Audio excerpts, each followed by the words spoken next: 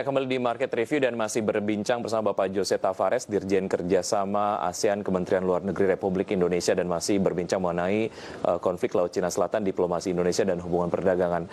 Pak Jose, terkait dengan peningkatan intensitas pengerahan kekuatan Tiongkok di Laut Cina Selatan, aktivitas kapal-kapal Tiongkok di dekat perairan Natuna ini kerap menjadi concern dari pemerintah Indonesia. Sejauh ini update-nya seperti apa, Pak Jose, dan apa sikap yang diambil oleh Indonesia? Nah, pertama, setiap kali ada pelanggaran terhadap zona ekonomi eksklusif kita, sebagaimana diketahui kalau di zona ekonomi eksklusif kan kita mempunyai sovereign right, hak berdaulat saja, hak untuk memanage resources, eksplorasi, eksploitasi, dan juga konservasi, itu adalah hak. Tapi tidak berdaulat, jadi tidak mempunyai kedaulatan penuh. Nah, oleh karena itu negara lain boleh melintas secara damai di situ. Nah, kecuali kalau misalkan yang dilakukan oleh pihak RRT itu datang dari Coast Guard mengawal kapal ikan dari RRT, kemudian mengusir pula nelayan kita, itu memang melanggar. Oleh karena itu kita selalu menyampaikan nota protes pada RRT untuk menunjukkan persistent objection kita terhadap suatu tindakan menurut kita melanggar UNCLOS. Itu selalu kita lakukan. Nah, pada bulan Mei lalu, sebagai tanggapan terhadap satu nota RRT yang dikirimkan oleh RRT kepada United Nations Commission on the Limits of Continental Shelf, atas tanggapan juga terhadap subsidi lain, yaitu subsidinya Malaysia, nota kita itu menegaskan kembali. Kita kirim ke Sekjen PBB dan juga ke komisi ini, Commission on the Limits of Continental Shelf, kita mengatakan bahwa Indonesia menegaskan, bukan claimant state, tidak ada fitur di Spratly Island yang berhak atas zona ekonomi eksklusif dan landas kontinen, sebagaimana dibuat oleh peradilan arbitrasi internasional tersebut. Nah, oleh karena itu, kita mengatakan bahwa nota protes RRT itu tidak benar. Gitu. Dan kemudian RRT juga menyampaikan nota kembali, ya, mengirimkan nota kembali ke Sekjen PBB dan mengatakan bahwa mereka ada overlap di zona ekonomi eksklusif kita. Jadi kita juga membalas dan akhirnya mereka mengatakan, menawarkan untuk negosiasi mengenai itu. Kita mengatakan tidak ada dasar bagi kita untuk negosiasi dengan RRT. Kita juga membalas itu pada bulan Juni, baru bulan Juni bulan lalu, 12 Juni to be precise. Baik, nah, negosiasi dalam hal apa, Pak Jose? Apa? Negosiasi dalam hal apa yang ingin dilakukan oleh RRT kepada Indonesia mengenai zona ekonomi eksklusif yang ada di perairan Natuna?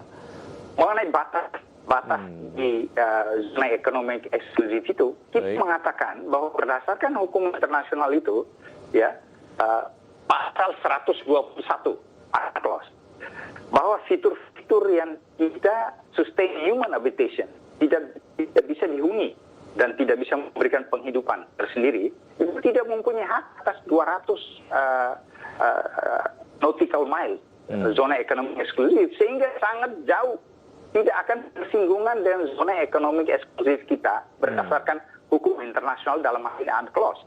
Oleh karena itu tidak mempunyai dasar hukum bagi kita untuk bernegosiasi mengenai batas laut kita. Karena menurut hukum internasional, UNCLOS ini kita tidak ada singgungan sama sekali batas laut dengan RRT. Jadi kenapa kita harus bernegosiasi?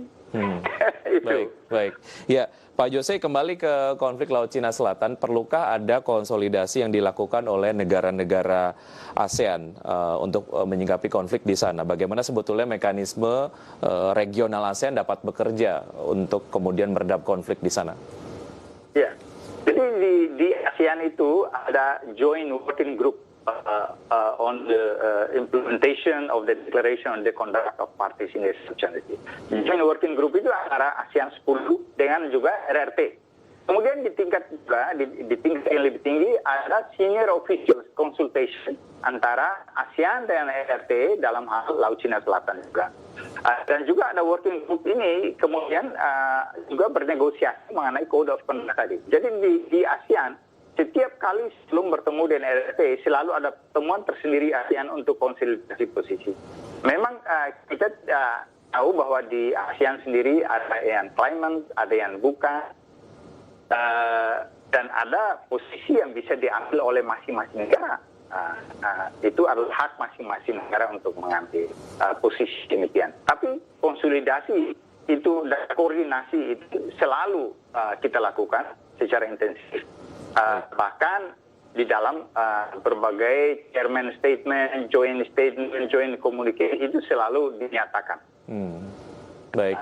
Posisi bersama itu. Baik, Pak Jose, kita coba explore point of view yang lain. Sebetulnya bagaimana dinamika konflik di Laut Cina Selatan ini sebetulnya dapat menghadirkan banyak peluang yang dapat dikelola menjadi kerjasama lah ya, yang bermanfaat di negara-negara kawasan. Ya, kalau saya lihat, karena kita bicara mengenai code of conduct atau kode tata perilaku, itu kan untuk mengatur tata perilaku orang. Ya, tata perilaku pihak-pihak di Laut Cina Selatan, bukan untuk menyelesaikan batas lautnya sendiri. Karena kan ASEAN bukan merupakan satu peradilan untuk memutuskan batas jurisdiksi laut dari negara yang kita. Jadi apa yang bisa dilakukan untuk menyelesaikan itu sebenarnya ada dua cara. Negosiasi pihak-pihak yang berkaitannya untuk menentukan, itu kalau kesepakatannya dicapai itu sangat bagus, atau suatu peradilan internasional. Nah, dua-duanya kan sampai saat ini kan belum berjalan dengan baik. Ke peradilan internasional pun perlu ada konsen semua pihak. Sejauh ini tidak ada tanda-tanda ke arah itu. Oleh karena itu, alangkah baiknya jika ada joint cooperation. Joint cooperation, joint exploration, joint exploitation, itu merupakan satu confidence building measure yang sangat baik, yang menguntungkan semua pihak dan sangat konkret. Jadi selain kita ada confidence building measure untuk menjaga perdamaian, stabilitas di kawasan, di samping itu juga bisa mendapat keuntungan dari eksploitasi bersama, eksplorasi bersama di kawasan. Tapi ini ide saya pribadi, ini bukan posisi saya, ini bukan dan kita lihat sisi saya pribadi. Baik, ya Pak Jose, mengenai point of view tadi, sebetulnya ada potensi yang dapat digarap bersama lah ya oleh negara-negara di kawasan. Reaksi ataupun gestur dari negara-negara kawasan seperti apa mengenai ya point of view ini? Ya, sebenarnya begini, ini karena sulit kan, saya mengatakan bahwa bagian ini adalah daya saya. Nah, sehingga kalau untuk masuk ke negosiasi saja Pak, itu berarti kan saya kompromis posisi saya itu. Baik oleh semua pihak yang klaim itu, oleh client state itu. Jadi untuk masuk memulai satu negosiasi mengenai batas saja, berarti saya harus siap untuk bisa juga berunding, take and give itu harus ada supaya terjadi kesepakatan. Nah ini tidak mudah karena ini menyangkut soal kedaulatan, soal sovereign right, soal sovereignty dan sovereign right. Baik, ya Pak Jose, kita doakan yang terbaik untuk konflik yang ada di Laut Cina Selatan. Semoga kemudian semua pihak dapat menahan diri dan kondisi terus kondusif. Terima kasih sudah bergabung bersama kami Pak Jose. Sukses untuk Anda, sehat selalu Pak Jose. Terima kasih, Wiki. Ya, baik. Dan pemirsa tetap di Market Review saja, kami akan segera kembali.